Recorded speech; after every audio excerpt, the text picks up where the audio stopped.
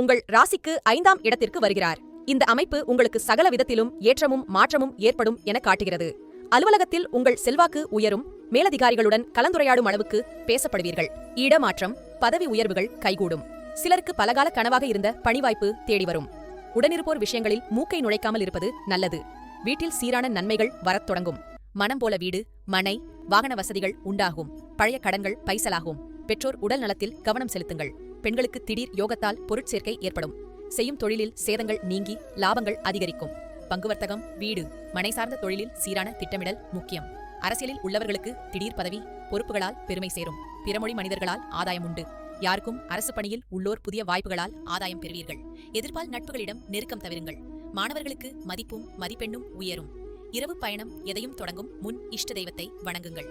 கலைஞர்கள், படைப்பாளிகள் காலம் கணிந்து வாய்ப்புகள் பெறுவீர்கள். விநாயகர், அனுமன் வழிபாடு விசேஷ நன்மைகள் தரும்.